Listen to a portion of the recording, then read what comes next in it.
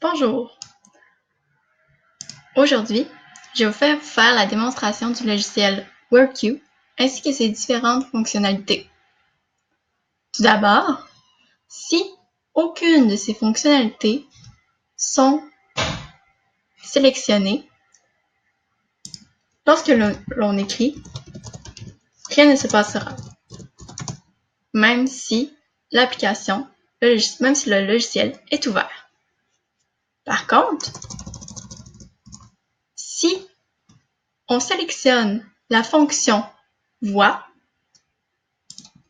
ici, et que l'on écrit Bonjour, je m'appelle. Comme vous voyez, la fonction voix permet d'écrire et d'entendre après chaque mot écrit le mot qui est construit. Si je désire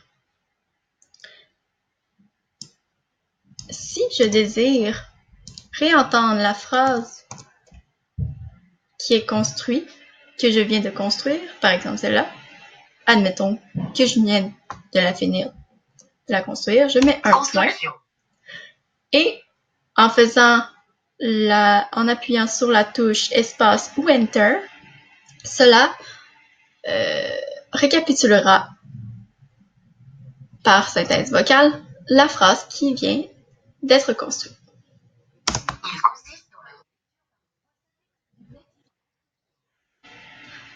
Donc, pour pouvoir relire au complet le texte qu'on vient d'écrire, il faut d'abord sélectionner le texte que l'on veut qu'il soit relu et on doit appuyer sur la fonction lire qui se trouve juste ici. La fonction, il consiste en la relecture. Comme vous venez de voir, cela a fait la relecture au complet du texte sélectionné, mais en plus, il est facile de suivre la lecture faite puisqu'il souligne chaque mot lu au fur et à mesure. Ensuite, la fonction MIC doit toujours être activée avec la fonction mot. Comme vous voyez, je viens d'activer la fonction MIC et la fonction mot, c'est en même temps activé. Donc, qu'est-ce qui se passe? En fait, la fonction MIC permet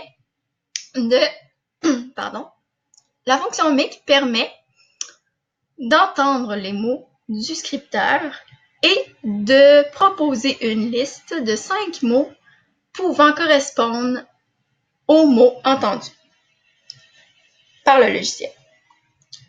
Par exemple, si je dis « Bonjour », il n'a pas saisi le mot que je voulais dire. Donc, je vais recommencer. Bonjour. Ah, voilà, ça a fonctionné.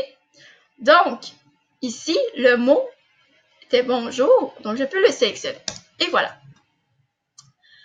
Ensuite, la fonction mot permet, comme on vient de le voir, de nous suggérer une liste de mots.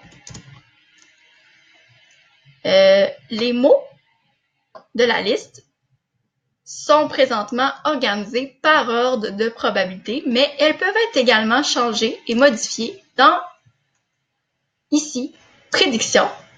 Nous pouvons décider qu'il nous propose plus de mots ou moins de mots. Par exemple, 3 mots. On peut décider que l'ordre d'apparition des mots proposés sont par ordre alphabétique, que la liste est affichée horizontalement et que elle reste en place à l'endroit désiré, qu'elle n'apparaît pas où on est rendu dans notre texte. Comme l'on peut voir, ici, la liste apparaît ici. on peut la modifier de place, elle restera toujours à la même place. Si j'écris « je m'appelle », ici, cela nous propose 3 mots au lieu de 5, comme tout à l'heure, puisque j'ai changé les préférences. De plus, c'est en ordre maintenant alphabétique et présenté de façon horizontale et non verticale. Également, la fonction voix, une fois activée avec la fonction mot, cela nous permet de lire les mots suggérés lorsque l'on met le curseur dessus. De plus, si il y a une flèche à côté du mot, présentement il n'y en a aucune, cela veut dire qu'il y a un exemple d'utilisation dans laquelle on peut, qui nous présente une façon d'utiliser le mot dans une phrase. Si par exemple, on ne se rappelle plus quand on utilise ce genre de mot. Par exemple, cherchons ici la J. On a G, je et jour. Et si on clique ici, oh, et si on laisse le curseur sur la flèche, avec la fonction voix, on verra un exemple d'utilisation. Ici, je sélectionne voix. Donc, j'ai. Pour les bonnes œuvres. Donc, Pour les bonnes œuvres. pour les bonnes œuvres, j'ai donné plusieurs vêtements et la phrase d'utilisation qui est donnée comme exemple. Donc, comme je vous ai montré, si on sélectionne ici, j'ai, j'avais, j'étais. La fonction voix permet, comme j'ai dit tout à l'heure, de lire les mots suggérés. Pour ce qui est des exemples d'utilisation, nous pouvons venir les modifier. Par exemple, dans Options, Mes mots, je peux venir ici rajouter un mot. Par exemple, cherchons exemple. Oh, le mot se retrouve déjà dans la banque de mots. Il se peut que certains mots ne s'y trouvent pas. Dans ce cas, on peut tout simplement les écrire ici et les rajouter en cliquant sur Ajouter. Étant donné que le mot exemple s'y trouve déjà, mais qu'il n'y a pas d'exemple d'utilisation, je peux venir créer un exemple d'utilisation ou un synonyme, écrire un synonyme du mot pour les prochaines fois lorsque je me questionnerai sur les quand utiliser le mot exemple. Donc, ici, je veux faire un exemple d'utilisation de phrase. Donc, par. J'exemple par. Exemple. Oh, c'est vrai. J'exemple par. Par exemple. Exemple. J'aime les fraises.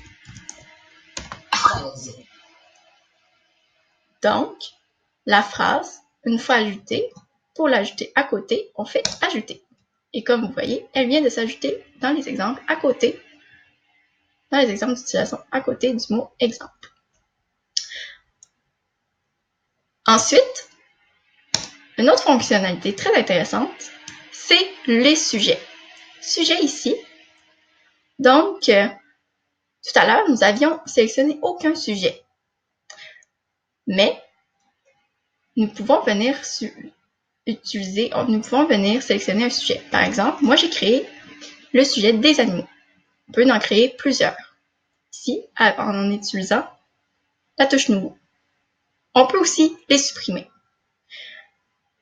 Lorsqu'une catégorie est activée, les mots mis dans la banque de la catégorie, lorsqu'elle se retrouve activée ici, cela permet de suggérer principalement les mots qui figurent sous le sujet.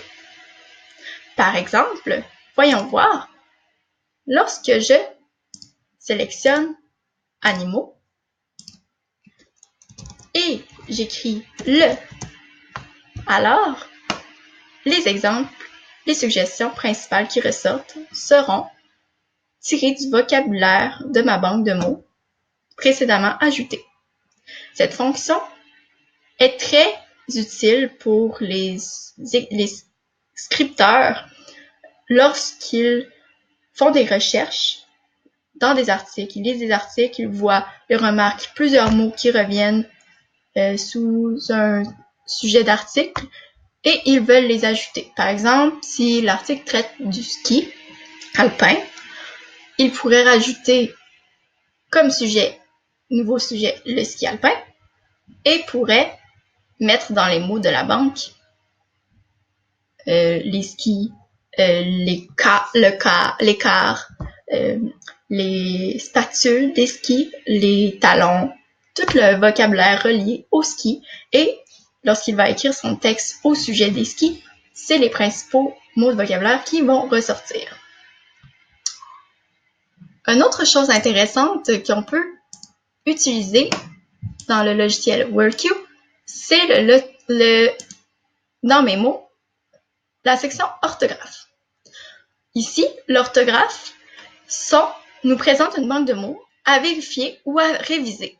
C'est-à-dire que lorsque l'étudiant ou le scripteur écrit son texte, à la fin, il peut venir voir et vérifier la construction de tous les mots que le logiciel a repérés comme pouvant être erronés ou poser problème. On a ici des mots comme AA que l'on ne retrouve plus dans le texte, mais qu'il retient avoir vu dans le texte parce que l'écrivain a dû écrire A et A et se tromper une fois. Donc, lorsqu'on se trompe une fois sur l'écriture d'un mot, le logiciel l'enregistre et vient l'ajouter dans la banque de mots ici. De plus, on remarque aussi des mots comme des anglicismes comme hello, is, qui peuvent aussi tirer problème. Donc, c'est aussi des mots d'orthographe, des erreurs d'orthographe que le logiciel repère. Ils vont se retrouver ici et on peut les rajouter à notre liste principale que je vous ai montré tout à l'heure et donc ajouter un exemple d'utilisation. Donc, c'est tout pour la démonstration du logiciel. Merci!